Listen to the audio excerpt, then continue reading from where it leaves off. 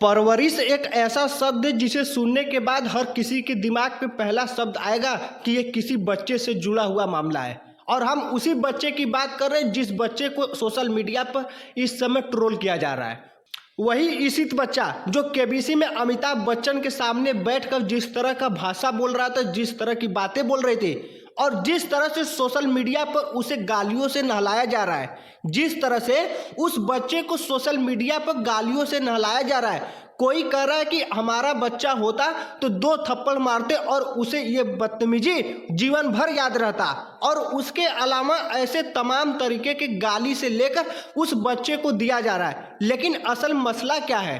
असल मसला क्या है? असल में उस बच्चे की गलती है या नहीं गलती है? मसला यहाँ पर आकर खड़ा होता है कि असल में उस बच्चे के परवरिश में गलती है।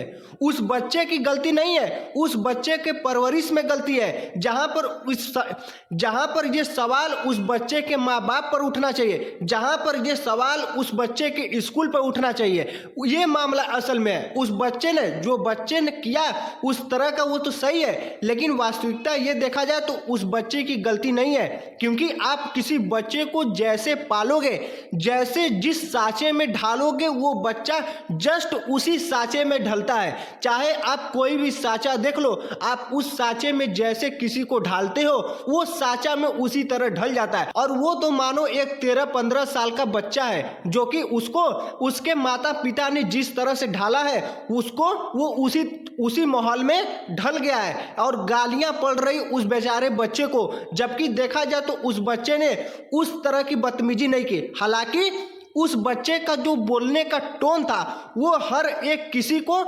गवारा नहीं गुजर रहा था, वो हर एक किसी को इरिटेट कर रहा था। जिस तरह से उस बच्चे का बोलने का टोन था, और वो टोन शायद हमें भी ये टोन न पसंद आया हो, शायद हो सकता है ये टोन हमें भी न पसंद आया हो और जितने केबीसी देखने वाले लोग हैं उन्हें भी ये टोन न पसंद आया हो। लेकिन उस बच्चे ने गाली देकर नहीं बोला, वो बच्चा गाली देकर नहीं बोला, वो बच्चा किसी भी उस तरह की भाषा नहीं बोला। बस उसके बोलने का टोन ये था कि अरे कर दो ना, अरे 1 नहीं 4 लॉक लगा दो ना, अरे करो जल्दी।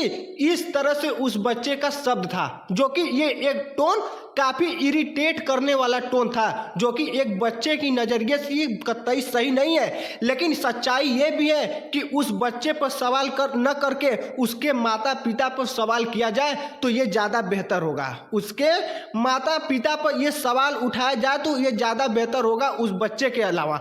अगर जहाँ पर ये बात रही 2 थप्पड़ मारने की, तो शायद आप इस बात को भूल रहे हैं कि शायद 2 थप्पड़ मारने से अगर कोई बच्चा सुधर जाता तो आज इस देश में जितने सारे कांड हो रहे हैं, जितनी हरकतें हो रही है, तो शायद ये देश में इस तरह की हरकतें न करता, ये देश में इस तरह के कांड न होते जब 2 थप्पड़ मारने से कोई बच्चा सुधर जाता।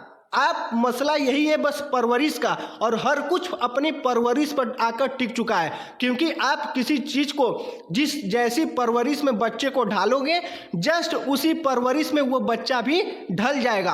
और उसके अलावा उस बच्चे को जब अमिताभ बच्चन साहब ने उससे सवाल किया, जो कि बच्चे ने 5 सवालों तक पहुंचा था, जिसमें बैक टू बैक सवाल पूछे और वो बच्चा काफ़ी ओवर कॉन्फिडेंस में था।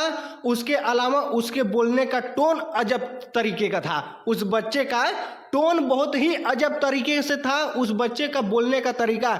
जिसमें अमिताभ बच्चन साहब ये सवाल पूछते हैं कि बताओ शतरंज में कितने राजा होते हैं? तो इस बच्चे ने जवाब दिया कि यार 2 राजा होते हैं। ये कोई पूछने वाली क्वेश्चन है?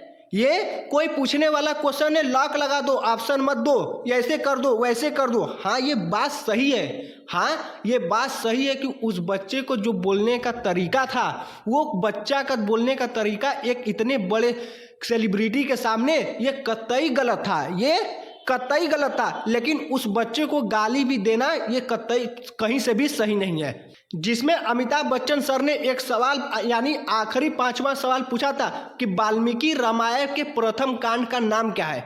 जिसमें बच्चा फिर उसके बाद उसी जगह एकदम शांत हो जाता है, क्योंकि बच्चा उस वक्त उस क्वेश्चन का आंसर नहीं पता रहता है और बच्चे उस समय बच्चा ऑप्शन का मांग करने लगता है। और इसी को लेकर सोशल मीडिया पर पूरी चारों तरफ से एकदम ट्रेंडिंग पर चीज़ें छा गई कि बच्चे की अकड़ ढीली हो गई, बच्चे की अकड़ ढीली हो गई और उसके बाद उस ऑप्शन को बच्चा ने अयोध्या कांड को चुन लिया, जो कि दूसरा ऑप्शन था। और वो ऑप्शन पूरी तरह से गलत हो जाता है क्योंकि उस क्वेश्चन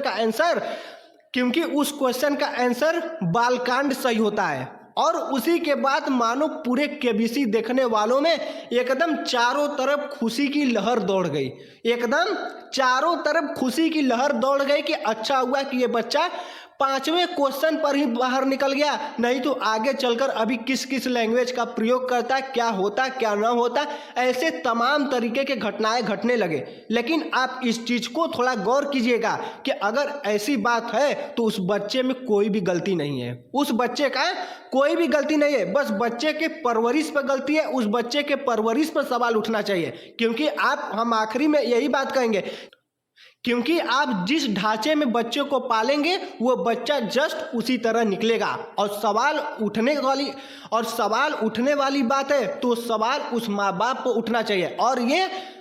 और ये बातें, ये जवाब, ये टोन देश के हर एक परिवार को, हर एक पेरेंट्स को ये सबक सीखना चाहिए कि हमारा बेटा, हमारा बेटी किस लैंग्वेज का प्रयोग करती है, किस लैंग्वेज का प्रयोग करता है। और हम आगे से इन सब चीज़ों को अपने बच्चे को सुधारेंगे और आगे से ऐसे बड़ों से किस तरह से बातें करते हैं वो हम सिखाएंगे।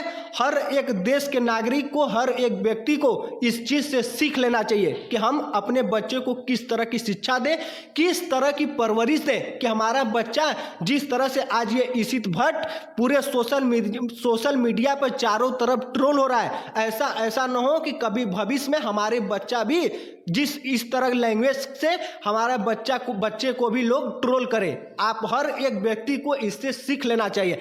वही रही बात इशित भट्ट की, यहाँ पर 75% लोग इशित भट्ट के विपक्ष में, वही 25% लोग पक्ष में है। लेकिन आप इस विषय पर क्या कहते हैं? आप भी अपना कमेंट कर इस बात को जरूर बताइएगा कि क्या हमारा कहना गलत है कि एक परवरिश पर सवाल उठना चाहिए, उस माँ बाप पर सवाल उठना चाहिए, उस स्कूल पर सवाल उठना चाहिए, न कि उस बच्चे पर सवाल उठना चाहिए। इस बात को आप कमेंट करके बताइएगा। और भाई, चैनल पर नए हो तो चैनल को सब्सक्राइब करके रखना।